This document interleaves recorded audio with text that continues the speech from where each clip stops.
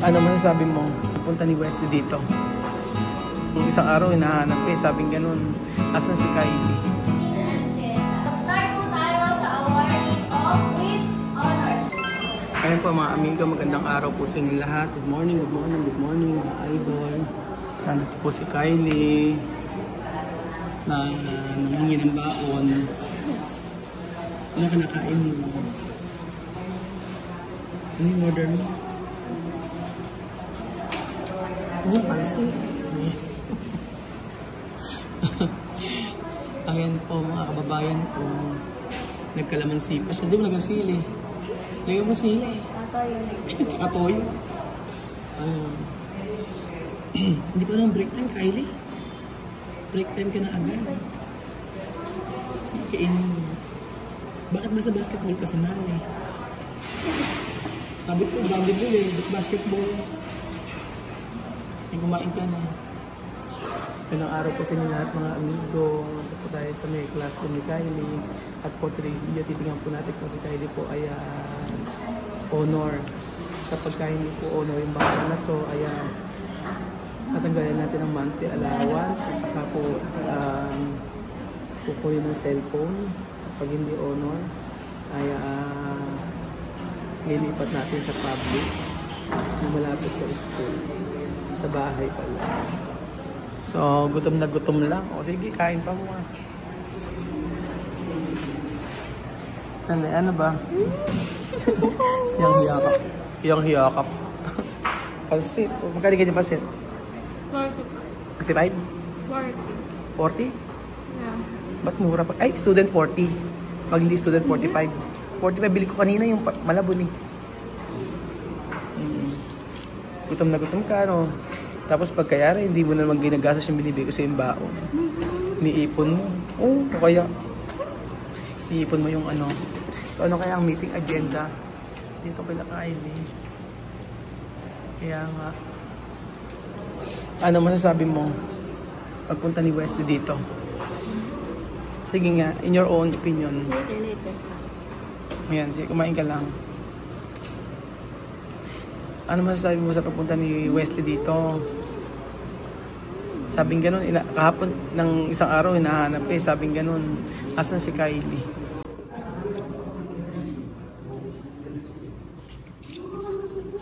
Ano may pasok ko ng sahog, Kylie? Sana pinagyan mo ng speedball. Bili ako ng Wala, tapos bumili ka, wala ka malang tubig. Dry na dry.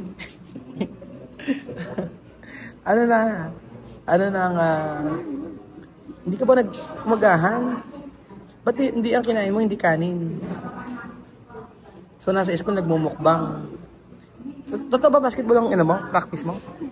Totoo? Basketball. So nag-practice na kayo?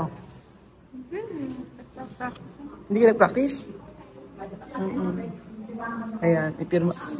Sulat may pangalan ko. Oh, sige, sulat may pangalan ko.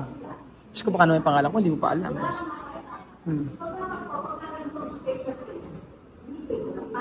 Kylie Dane.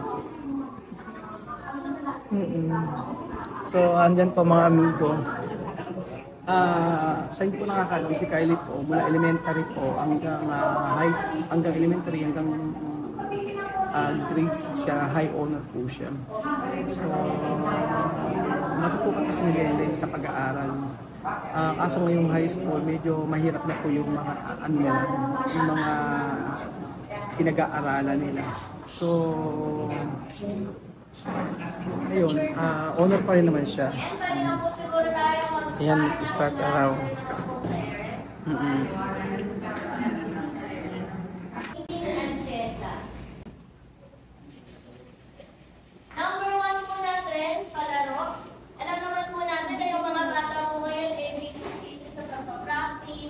Pagka-training and may kanya-kanya po silang sports na sinasalihan. Sana po na-encourage po natin yung mga bata na sumali dahil maganda rin po ito na hindi lang po sila nakapokus sa ACADS, pati po sa mga extracurricular activities. Kasi hindi naman po namin pinapabayaan yung mga bata. Yung lahat po ng player na sumasali, automatic po may plus points po sila sa mga teachers po nila. Lalo na po yung mga player ko dito sa volleyball, pinipili, mga iba pang sports, chess, songka, basketball, ayan po. Meron pong iba't ibang laro na pwede po nilang salihan. And kailan po ba ito gaganapin? Next week po. Honors po ngayong second quarter. Labas ko lang po sa ginawa ko pong random, hindi rin po siya alphabetical.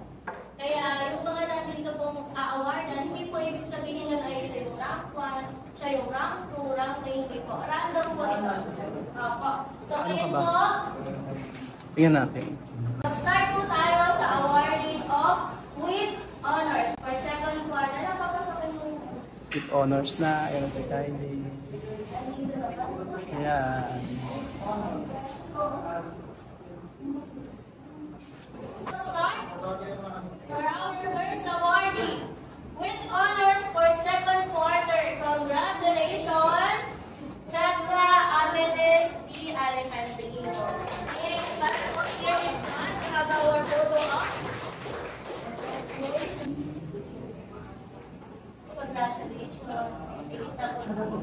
Congratulations. And then we have our next awardee. Congratulations with honor to Mia Aya Harvey Kuda.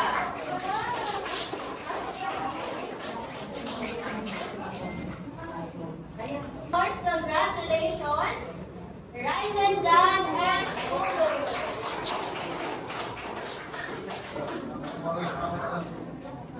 With honors, congratulations, Gregory S. Kagudi.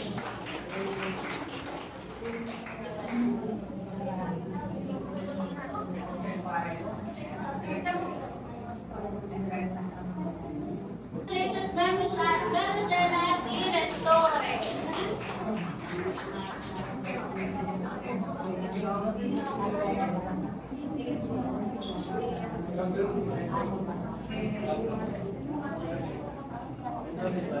Have Kylie Timothy Francisco.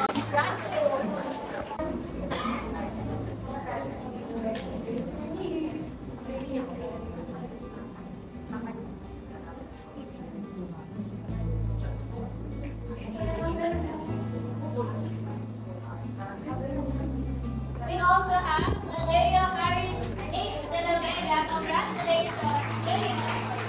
Ayan, Kylie. Honors. Si Kylie. Ano kaya grades ito? Ngayon na din grades, di ba? Ayan. Congratulations. Dahil dyan, di ko babawain yung cellphone. Okay, with honors we have Ayan ang grades si Kylie. Sarada Adriana. Mataas ka sa may Pilipino, 94, 91, 89, 93, 93, 94, 96, may 96 ka pa, 97, o diba, English, 90, mataas ka rin sa math. Sa math mo, 89. Ba't mahirap pa math? Ha? Mahirap? Oo, 89. Pero okay lang. Galing naman ni Kylie. Diba? Thank you. Dalawa na lang, high honor ka na. O, diba? Next time. So, ayan pa nga mga amigo, mataas mo ng grades ni Kylie ay honor. O, diba? Samantalang ako ng high school ako, alam mo ba yung grades ko? Hindi ako nakakaabot ng ganyan. Yung mami mo lagi nangungote sa akin. Ano, malapit nang pumunta si Wesley dito. O ano masasabi mo pagpunta ni Wesley rito? Ano? Tapos, excited ka naman na ma-meet siya.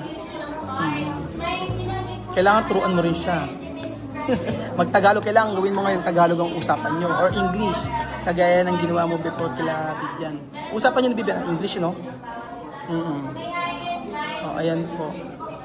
Tapos ano naman ang masasabi mo kay Joanna?